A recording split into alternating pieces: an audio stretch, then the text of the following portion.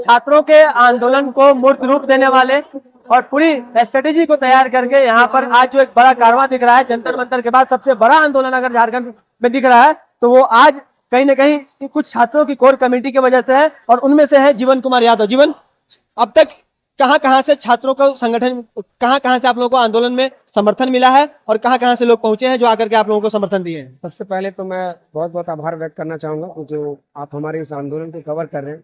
दूसरी सबसे बड़ी बात है कि आप बाहर की भीड़ देख सकते हैं। ये भीड़ केवल झारखंड के छात्रों का नहीं है।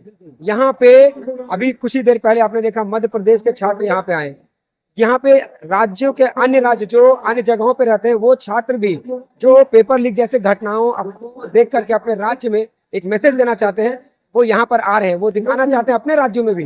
बिहार के छात्र यहाँ पे आ रहे हैं, मध्य प्रदेश के छात्र आ रहे हैं, उत्तर प्रदेश के शिक्षक यहाँ आ रहे हैं, छत्तीसगढ़ के प्रतिनिधि लोग यहाँ आ रहे हैं। छात्र वो इसलिए यहाँ आ रहे हैं क्योंकि उनके राज्यों में भी ये समस्याएं व्याप्त है, और वो दिखाना चाहते हैं कि जिस तरह से आज झारखंड पूरा एक एग्जाम्पल के तौर पे आया कि पेपर लीक जैसे घटनाओं को लेकर के आंदोलन का जरूरत है, तो कहीं ना कहीं ये मैसेज पूरे देश भर के अन्य राज्यों में भी फैलाया जा रहा है और एक मैसेज जा रहा है कि झारखंड लड़ रहा है, अब अन्य राज्यों को भी लड़ने का जरूरत है।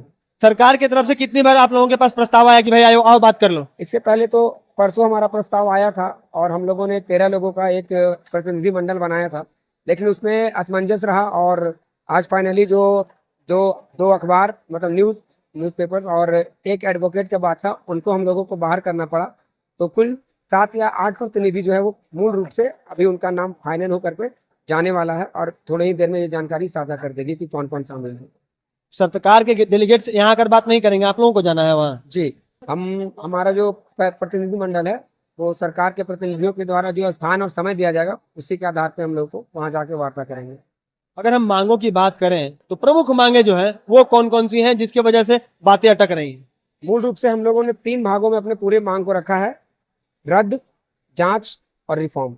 रद्द में जो विवादित ब्लैकलिस्टेड कंपनी थी उसके द्वारा आयोजित जितने भी जेपीएससी की परीक्षाएं थी, तमाम परीक्षाओं को रद्द करना। साथ ही साथ अभय तिवारी जो व्यक्ति है जो कि कहीं ना कहीं इस पूरे सिंडिकेट में शामिल है, वो जिन जिन परीक्षाओं में बैठा है उन तमाम परीक्षाओं को रद्द करना। दूसरा, इन परीक्षाओं को सही तरीके से जांच करने के लिए सीबीआई और ईडी के माध्यम से जांच को करवाना। और तीसरा है पूरी तरह से जेपीएससी और जेएसएससी को कर्मचारी से लेकर के अधिकारी तक को रिफॉर्म करना, उनका बदलाव करना और अधिकारियों की नियुक्ति के लिए एक नियमावली, एक पॉलिसी का निर्माण करना जिसमें कि कोई भी सदस्य, अध्यक्ष, सचिव किसी भी राजनीतिक विचारधारा या राजनीतिक दल से संबंधित ना हो। यानी कि यूपीएससी की जैसी व्यवस्था आप लोग चाहते हैं? बिल्कुल ऐसा ही एक हम लोग ढांचा बनाने का प्रयास कर रहे हैं ताकि आने वाले समय में जेपीएससी हो या जेएसएससी में इसी तरह का कोई कॉन्ट्रडिक्शन नहीं रहे। रिफॉर्म के अंतर्गत और भी बहुत सारे सुझाव हैं जो विस्तार पूर्वक आपको कभी हम बता सकते हैं।